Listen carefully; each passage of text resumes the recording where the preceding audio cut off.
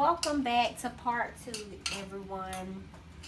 When we left off, I was actually pouring the corn into the pot, adding water. I've actually already drained the water off. I've added 2 tablespoons. I love this packaging because it lets you know how many tablespoons. So I've added 2 tablespoons of butter. I didn't show you guys this spice earlier, but it's 14 spices. That's the name of it. It's an all-purpose seasoning. I sprinkle a little bit of that over in here. I actually already, I'll let you guys take a look. I've already completed my sauce with my meat. I used the Bertolli. I wanted to use both. However, they only had one, so I had to get another brand. And I know earlier I was telling you guys I may have to use 2 or some of the other one.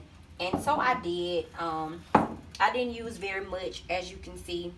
I love the Bertolli only because it's only 380 milligrams of sodium.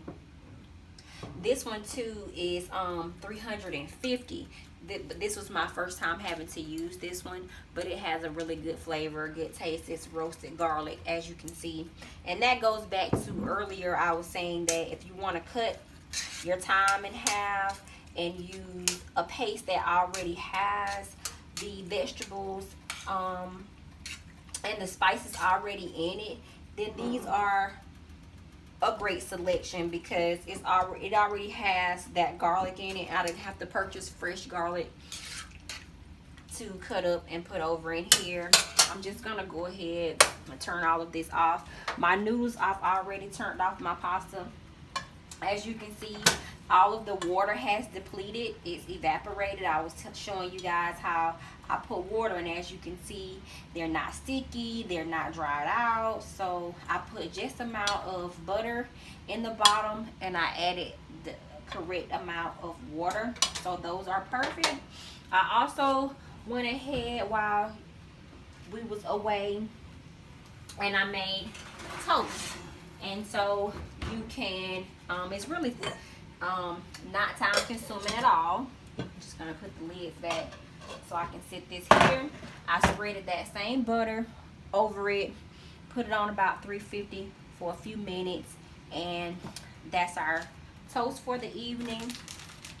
If you have children, you'll understand. Just like my daughter, she's very picky. I know you're probably wondering why I did not blend the two. Most people take a big pot and blend it. My daughter doesn't like for her food to touch. So with that being said, I always leave it separate. I fix everybody's plate how they like it. I'll go back on the individual plates for those who want or may not want cheese, but I'll sprinkle cheese. And then the same thing applies to your toast. You can actually put sprinkle some of the cheese on your toast and have more of like a Texas cheese toast, but we didn't do that this evening. Thank you guys so much for tuning in. As you can see, this meal took about 30 minutes, maybe about 35 roughly.